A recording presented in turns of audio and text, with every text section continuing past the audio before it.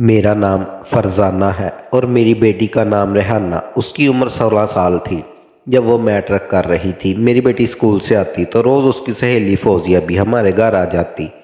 फौजिया सुबह के वक़्त स्कूल और शाम को मस्जिद जाया करती। दरअसल मस्जिद में मदरसा भी बना हुआ था और वो हाफ़िज़ कुरान बन रही थी, और उसी वजह से वो रोज़ मुझे कहती कि उसे मेरे साथ भेज दिया करे, हमारे कारी बहुत अच्छे हैं, वो इसे भी पढ़ा दिया करेंगे।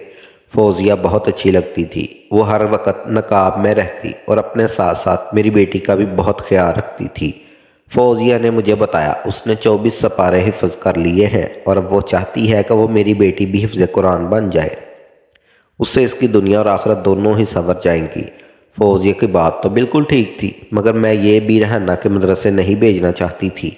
मैंने फौजिया से कहा कि तुम मेरी बेटी को मस्जिद ले जाने की बजाय यहाँ घर पर ही सबक दे दिया करो, वो तुमसे कुरान मजीद पढ़ लेगी।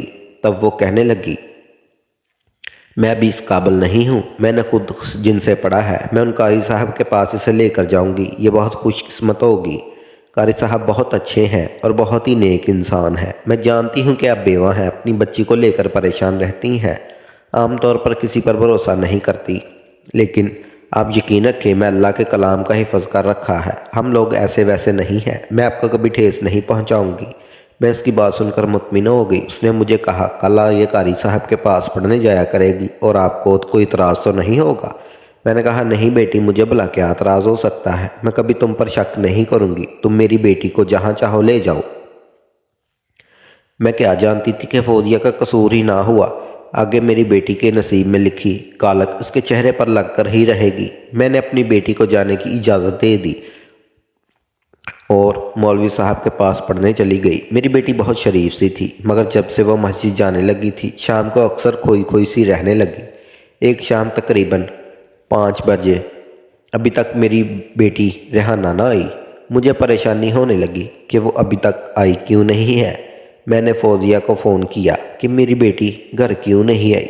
वो कहने लगी कि आज मौलवी साहब उससे ज़्यादा सबक पढ़ा रहे थे, इसी वजह से उसे देर हो गई है, आप फिक्र नहीं करें, मैं उसको लेकर ही घर आऊँगी। फौजिया ने मुझे तसल्ली दी थी। मेरी बेटी शाम के 6 बजे घर आई तो वो बहुत थकी थकी सी लग रही थी। उसके चेहरे पर नज़र पड़ते ही मुझे लगा जैसे बहुत ज़्यादा थक गई हो। क्या हुआ है बेटी? मैंने उसे संभालते हुए कहा तो वो लड़खड़ाती हुई सोफे पर बैठ गई।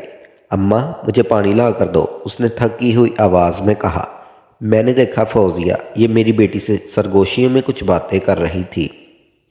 अब रेहाना ने अपना हुलिया ठीक कर लिया था। अम्मी जान, बस मुझे ज़रा सी थकावट हो गई थी, काफ़ी देर लग गई थी। मैंने कहा, बेटी कोई बात नहीं, तुम एक नेक काम करने के लिए जाती हो, मुझे तुम पर भरोसा है। ये बात सुनकर फौजिया की आंखों में चमक सी आ गई और कहने लगी, आंटी अगर आप इजाज़त दें तो आज रात मैं यहीं रुकना चाहती हूँ। लगता है कि रेहाना बहुत थक गई है, मैं रात को उसे सबक याद करवा दूंगी, वरना कल कारी साहब उसे फिर रोक लेंगे। ये सुनकर भला एक लड़की अपने घर रुकने पर मुझे क्या एतराज़ हो सकता था। मैंने खुशी खुशी उसे अपने घर रुकने की इजाज़त दे दी। वो मेरी बेटी के कमरे में ही सो गई। उन लोगों ने कमरे का दरवाज़ा भी अंदर से बंद कर लिया था। सुबह जब मेरी आँख खुली तो मेरा दिल किया मैं जाकर अपनी बेटी के कमरे में देखूं। मैंने देखा तो कमरे की रोशनी जल रही थी।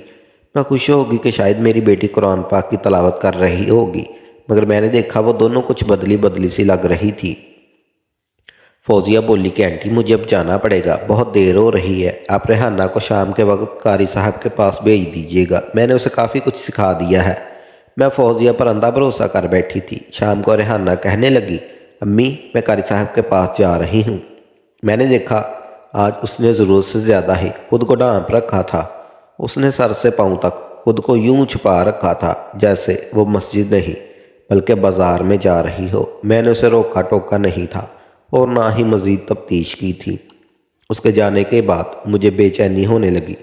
2 घंटे ही गुजरे थे कि मैंने फौजिया को फ़ोन कर दिया। उससे कहा कि मेरी बेटी अभी तक घर नहीं आई। वो कहने लगी, आज उसे देर हो जाएगी, आप फिक्र नहीं करें। शाम के 6 बजे थे। अब तो मेरे पाँव फूलने लगे थे। रेहाना अभी तक घर नहीं पहुंची थी। परेशानी में मैंने दिल में तहैया कर लिया कि आज के बाद इस कारी साहब के पास नहीं जाने दूंगी। کچھ دیر گزری تھی کہ میں نے فوزیہ کو پھر سے فون کر دیا، مگر اس کا نمبر مسلسل بند جا رہا تھا۔ مجھے اور زیادہ پریشانی ہونے لگی۔ فوزیہ کے علاوہ مجھے کسی سے نہیں پتہ تھا اور نہ ہی میں جانتی تھی کہ میری بچی قرآن پڑھنے کہاں جاتی ہے۔ خدا خدا کر کے 15 منٹ کے بعد فوزیہ نے میرا فون اٹھا لیا۔ اس نے مجھ سے بات کی۔ میں نے پوچھا کہ میری بچی قرآن پڑھنے کہاں جاتی ہے۔ اس نے مجھے مسجد کا پتہ بتا دیا تو میں خوش ہو گئی۔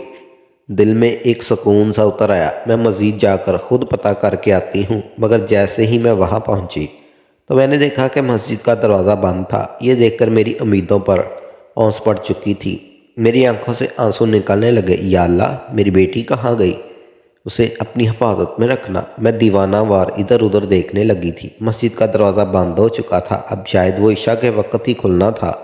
میرے پریشانی کی انتہا نہ رہی کہ میں عشاء تک یہیں بیٹھی کر انتظار کروں گی۔ اتنے میں آس پاس کے لوگوں سے بھی پوچھ لوں گی کہ یہاں پر مولوی امتیاز نامی کوئی شخص تھا جو بچوں کو قرآن پڑھاتا تھا، آج کہاں چلا گیا؟ یہی سوچ کر میں بیٹھی ہوئی تھی۔ وہاں سے ایک آدمی گزرا، مجھے دیکھ کر رک گیا، پوچھنے لگا کیا بات ہے، آپ یہاں پر کیوں بیٹھی ہیں؟ میں نے اسے ساری بات سنا دی۔ اس نے کہا مولوی امتیاز کے گھر میرے پاس پڑھنے کے لیے آتی ہے، آج وہ گھر نہیں گئی، اس لیے میں یہاں پر آ گئی ہوں۔ مولوی امتیاز کو ڈھونڈ رہی ہوں، مجھے مولوی امتیاز نہیں مل رہے۔ یہ سن کر وہ تھوڑا بھٹکا۔ اس نے حیرت سے مجھے دیکھا اور پھر بولا، اب مولوی امتیاز کے پاس اپنی بچی کو پڑھنے کے لیے بھیجتی تھی؟ وہ بہت حیرت سے مجھ سے یہ سوال کر رہا تھا۔ جی ہاں، پڑھنے کے لیے ہی بھیجتی تھی، ورنہ میں اپنی جوان بچی کو مسجد میں کیوں بھیجتی؟ آپ کو تو پتہ ہے آج کل کے حالات اتنے خراب ہیں۔ بہن، آپ کو یہ مشورہ کس نے دیا کہ آپ مولوی امتیاز کے پاس اپنی بچی کو پڑھنے کے لیے بھیجیں؟ بھائی صاحب، میں تو اس کی سہیلی کی باتوں میں آ گئی تھی۔ اسی نے مجھ سے کہا تھا کہ مولوی امتیاز کے پاس اپنی بچی کو پڑھانے کے لیے بھیج دوں، کیونکہ کوئی پریشانی کی بات نہیں ہے۔ نہیں بہن جی، پریشانی کی تو بات نہیں، لیکن اتنا کہہ کر وہ آدمی خاموش ہو گیا۔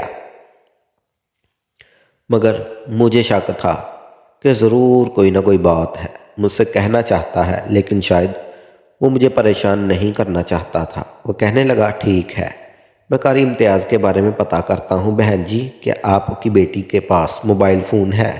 میں نے صاف منع کر دیا، میری بیٹی کے پاس فون تو نہیں، البتہ اس کی ایک سہیلی ہے جس کا نام فوزیہ ہے، اس کا مجھ سے رابطہ رہتا ہے، وہی میری بیٹی کو قاری صاحب کے پاس لے کر گئی تھی۔ وہ آدمی مجھ سے وعدہ کر کے چلا گیا کہ میری بیٹی کے بارے میں ضرور پتہ لگائے گا۔ تقریباً عشاء کی نماز سے تھوڑی دیر پہلے وہ واپس آیا اور کہنے لگا، بہن، قاری امتیاز تو مجھے کہیں نظر نہیں آ رہا، کیونکہ ہم نے تھانے چل کر اپنی بیٹی کی رپورٹ درج کروا دیں۔ میں اس بات پر راضی نہیں تھی، کیونکہ میں اپنی بیٹی کی بدنامی نہیں کروانا چاہتی تھی۔ تھانے میں رپورٹ درج کروانے کا مطلب یہی تھا کہ میری بیٹی کی گمشدگی کا پتہ سارے علاقے کو چل جاتا۔ ایسے میں کیا کرتی؟ میرے تو پہلے ہی بڑی مشکل پیدا ہو چکی تھی۔ میں نے کہا، چلیں ٹھیک ہے، ہم تھانے جا کر رپورٹ لکھوا دیتے ہیں، مگر اس بات کا کسی کو پتہ نہ چلے۔ اس شخص نے مجھ سے وعدہ کیا وہ کسی کو نہیں بتائے گا۔ پہنچ کر میں نے اپنی بیٹی کی گمشدگی کی رپورٹ درج کروائی اور پھر میں واپس مسجد آ گئی۔ ابھی تک قاری امتیاز کا کچھ پتہ نہ چل سکا۔ میں نے سوچا کہ میں فوزیہ کے گھر جاؤں گی اور اپنی بیٹی کے بارے میں اس سے پوچھوں گی،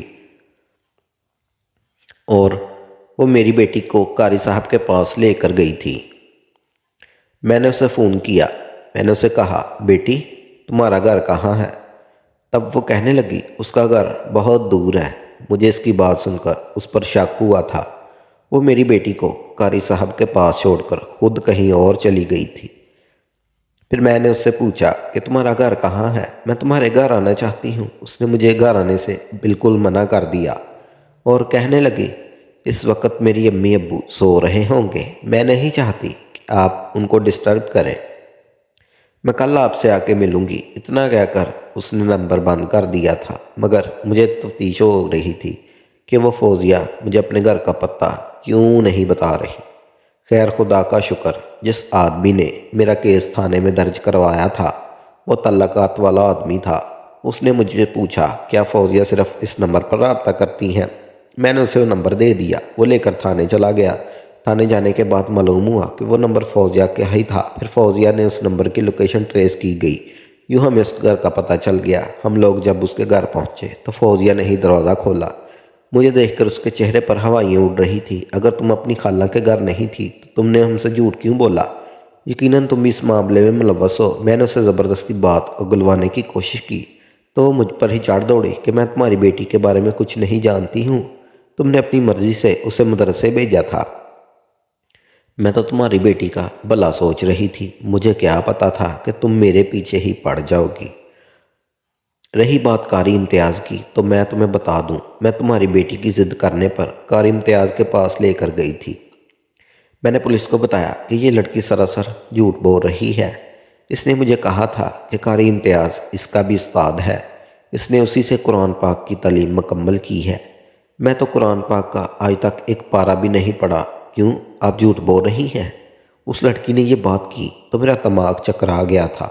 میں نے پولیس والوں کو بتایا کہ اس نے اپنے حافظ قرآن ہونے کا دعویٰ کیا تھا۔ بس پھر کیا تھا، پولیس نے اسے جیل جانے کی دھمکی دی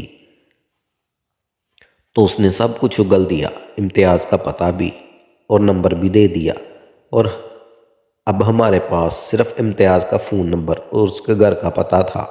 پولیس نے تفتیش کی تو مولوی امتیاز کا نمبر آف جا رہا تھا، اور یہ بات بھی بڑی حیران کن تھی کہ مولوی امتیاز تو شہر کی مسجد میں پڑھاتا تھا، وہ ہمارے گاؤں کی مسجد میں نہیں پڑھاتا تھا۔ اب میری بیٹی کہاں تھی؟ میرے تو ہاتھ پاؤں پھول رہے تھے۔ خیر پولیس نے مولوی امتیاز کا پتہ لگا ہی لیا۔ پولیس والے مجھے لے کر اسی گاؤں پہنچ گئے جہاں پر قاری امتیاز روپوش ہوا تھا، اور میری بیٹی بھی گم شدہ تھی۔ مجھے پولیس نے اپنی گاڑی میں بٹھا لیا کیونکہ میری حالت ایسی نہیں تھی کہ میں گھر بیٹھ کر اپنی بیٹی کے آنے کا انتظار کرتی۔ محلے کا وہ شخص بھی میرے ساتھ تھا جسے مجھ سے کافی ہمدردی تھی اور پہلے بھی میری کئی بار مدد کرتا آیا تھا۔ میں اسے فرشتے کے ساتھ بیٹھ کر قاری امتیاز کو ڈھونڈنے نکل پڑی۔ قاری امتیاز کو ڈھونڈنا بہت مشکل تھا، بالآخر ہم نے اس کے ٹھکانے پر پہنچ ہی گئے۔ مجھے تو فوزیہ نے بتایا تھا کہ قاری امتیاز ایک بہت ہی سفید پوش شخص ہے۔ بس جب میری نظر اس کے گھر پر پڑی تو میں حیران رہ گئی تھی۔ گھر کے باہر ایک بڑا سا باغ تھا اور گھر میں نوکر چاکر بھی گھوم رہے تھے۔ گھر کے دروازے کے باہر ایک چوکیدار بھی بیٹھا ہوا تھا۔ چوکیدار کو دیکھ کر میں حیران ہوئی تھی۔ قاری امتیاز کے تو کئی ملازم تھے جن سے وہ اپنی خدمتیں کرواتا تھا، پھر اسے اتنی معمولی فیس پر میری بیٹی کو قرآن پاک پڑھانے کی کیا پڑی تھی۔ ہم لوگوں نے گھر کا دروازہ کھولنے کی کوشش کی تو چوکیدار نے کہا کہ قاری امتیاز نے اس بات کی اجازت نہیں دی، آپ ان کا انتظار کریں، وہ آئیں گے تو آپ سے وہ خود ہی بات چیت کر لیں گے۔ مجھے لگ رہا تھا کہ قاری امتیاز پولیس کو دیکھ کر بھاگ جائے گا، مگر ایسا نہیں ہوا۔ کچھ دیر بعد ہماری اس سے ملاقات ہو گئی تھی۔ میں اس کے اعتماد اور ڈٹائی پر حیران تھی۔ وہ میری بچی کے گم ہونے کے ذمہ دار تھا۔ قاری امتیاز میرے سامنے بیٹھا تھا، اسے دیکھ کر میں حیران رہ گئی۔ وہ 32 سال کا شخص ہوگا۔ آپ میرے لیے بہت محترم ہیں، اس نے ادب سے سلام کرتے ہوئے مجھ سے کہا۔ تب میں اس پر برس پڑی کہ اس نے میری بیٹی کو کہاں غائب کیا۔ میں نے تو آپ کی بیٹی کو غائب نہیں کیا، آپ اپنی بیٹی سے ملنا چاہیں تو مل لیں۔ قاری امتیاز کی یہ بات سن کر مجھے دھچکا لگا۔ کہاں ملوں؟ وہ کیسے ملوا؟ تو شام کے بعد مسجد سے آئی ہی نہیں۔ میں بہت پریشان ہوں، خدا را ایسا نہ کرو، تمہارے گھر میں بھی بہنیں ہوں گی، تمہاری ماں ہوگی، تمہیں ایسا کرنا زیب نہیں دیتا۔ تم نے اللہ کے نام پر میری بیٹی کو تعلیم کی غرض سے بلایا تھا، پھر تم نے ایسا کیوں کیا؟ امتیاز نے میری بات سن کر کوئی خاص اثر نہیں لیا۔ دیکھیں، اگر آپ اپنی بیٹی سے ملنا چاہیں تو مل لیں، لیکن میں اسے یہاں سے جانے کی اجازت نہیں دے سکتا۔ امتیاز کی ڈٹائی اور اس کی جرأت دیکھ کر میری آنکھیں پھٹی پڑی تھی۔ تم ہوتے کون ہو میری بیٹی کو روکنے والے؟ میں اس سے خود ملوں گی، بے شک وہ آپ کی بیٹی ہے، لیکن اب وہ آپ سے نہیں ملے گی، اس نے مجھے سب کچھ بتا دیا ہے۔ آپ اس پر ظلم کرتی ہیں۔ آپ کی بیٹی آپ کی مظالم سے اور آپ کے حرکتوں سے تانگ آ کر میرے پاس پناہ لیے ہوئے ہے۔ میں اس لیے آپ سے چاہوں گا، آپ نہیں لے جا سکتی۔ میں عدالت میں آپ پر کیس کروں گا۔ آپ نے اپنی بیٹی پر ظلم کیا ہے اور ظلم کے خلاف آواز اٹھانا اس کا حق ہے۔ اس نے یہ بات کر کے مجھے حیران اور پریشان کر دیا تھا۔ میں نے پولیس والوں کو کہا، یہ جھوٹ بول رہا ہے، مگر وہ ایسے دکھاوا کر رہا تھا جیسے وہ سچ بول رہا ہو۔ میں نے اسے اپنی بیٹی سے ملنے کی درخواست کی۔ میں جانتی تھی کہ جب میں اپنی بیٹی سے ملوں گی تو وہ مجھے اس امتیاز کی ساری حقیقت بتا دے گی اور میرے ساتھ چل پڑے گی، پھر امتیاز کو پولیس گرفتار کر لے گی۔ مجھے اپنی بیٹی سے پوری امید تھی کہ وہ ایسا ہی کرے گی۔ شاید وہ اس درندے سے ڈر گئی ہوگی کیونکہ یہ اسے اغوا کر کے لایا تھا، لیکن جب اپنی بیٹی سے ملی تو اس کے چہرے پر اپنے لیے ناراضگی دیکھ کر میں حیران رہ گئی۔ امی، آپ میرے پاس کیوں آئی ہیں؟ میں اپنی مرضی سے آئی ہوں۔ میں نے امتیاز سے نکاح کر لیا ہے۔ اب یہ میرے شوہر ہیں، یہ جیسے کہیں گے میں ویسے ہی کروں گی۔ اپنی بیٹی کی یہ بات سن کر میرے سر پر تو ایک پہاڑ ہی ٹوٹ پڑا تھا۔ میں اپنی بیٹی کو پھٹی پھٹی آنکھوں سے دیکھنے لگی۔ یہ تم کیا کہہ رہی ہو؟ میں تمہارے ساتھ ایسا ظلم کر دیا کہ تم اس لفنگے کے ساتھ مل کر مجھے ذلیل کر کے یہاں چلی گئی ہو؟ امی، آپ تمیز سے بات کریں، انہیں لفنگا مت کہیں۔ وہ میرا شوہر ہے۔ ریحانہ کے منہ سے یہ لفظ سن کر حیران رہ گئی۔ میں نے اسے ایک زوردار تھپڑ مارا۔ کہا، تم ایسا کیسے کہہ سکتی ہو؟ صرف نکاح کرنے سے یہ آدمی تمہارا شوہر نہیں بن سکتا، میری بھی منظوری ضروری ہے۔ آپ کو یہ بات کس نے کہی؟ میں نے آپ سے کئی بار پوچھا تھا کہ آپ میری شادی کہاں کریں گے، تب آپ نے کہا تھا میں تمہاری شادی تمہارے خالہ کے گھر کروں گی۔ آپ اپنے چکروں میں تھی، کیونکہ خالہ کا بیٹا سرکاری جاب کرتا تھا، مگر مجھے امتیاز سے ہی شادی کرنی تھی۔ میں اپنی بیٹی کی باتیں سن کر بہت حیران تھی۔ مجھے تو یقین نہیں آ رہا تھا۔ اب میں فوزیہ سے پوچھنا چاہتی تھی کہ اس نے میری بیٹی کو امتیاز کے چکروں میں کیوں پھنسایا تھا، اور ایک ہفتے بعد وہی امتیاز کے ساتھ بھاگ نکلی تھی۔ مگر فوزیہ نے جو باتیں مجھے بتائیں، انہیں سن کر مجھے فوزیہ سے اپنی بیٹی سے نفرت ہونے لگی تھی۔ بھلا اپنی ماں کو کوئی اتنا بڑا دھوکہ کیسے دے سکتا ہے؟ میں سوچ بھی نہیں سکتی تھی۔ امتیاز اس کی طرف نظر اٹھا کر بھی نہیں دیکھتا تھا۔ امتیاز کبھی کبھی تکلیمی جماعت کے ساتھ ہمارے گاؤں آتا تھا۔ اس بار وہ کچھ دن کے لیے آیا تو فوزیہ میری بیٹی کو اس کے پاس لے کر جانے لگی۔ بہانہ تو یہی تھا کہ وہ تعلیم حاصل کرنے کے لیے آ رہی ہے، لیکن اس نے ملتے ہی ساری باتیں میرے خلاف کر دیں اور یہ بھی کہا کہ وہ اس سے نکاح کرنا چاہتی ہے، اور مجھ پر اتنا بڑا الزام لگا دیا کہ میں اسے غلط راستے پر چلانا چاہتی ہوں۔ تب امتیاز نے نیکی کی نیت سے میری بیٹی سے نکاح کر لیا، لیکن مجھے یقین نہیں آ رہا تھا کہ میری بیٹی میرے بارے میں اتنی غلیظ باتیں بھی کر سکتی ہے۔ وہ میرے بڑھاپے کا سہارا تھی، لیکن ان سب باتوں کے بعد مجھے اپنی اولاد سے سخت مایوسی ہو گئی تھی۔ اب میں نے ان سے ملنا بھی چھوڑ دیا تھا، فوزیہ کو بھی رہا کروا دیا تھا، کیونکہ اس سب میں میری بیٹی کا قصور تھا۔ مگر اب امتیاز چاہتا ہے کہ میں اپنی بیٹی کو معاف کر دوں اور اس کے ساتھ صلح کر لوں، لیکن میں نے سوچ لیا ہے کہ میں زندگی بھر اپنی بیٹی کا چہرہ نہیں دیکھوں گی۔ اب آپ ہی مجھے بتائیں کہ میں نے صحیح فیصلہ کیا یا غلط؟ میری بیٹی نے مجھے جیتے جی ہی مار دیا تھا۔ میں آج تک حیران ہوں، میں نے تو اس کی پرورش ایسے نہیں کی تھی، پھر وہ کس کی باتوں میں آ گئی تھی؟ مجھے آپ کی رائے کا انتظار رہے گا۔ اس عمر میں مجھے کیا کرنا چاہیے؟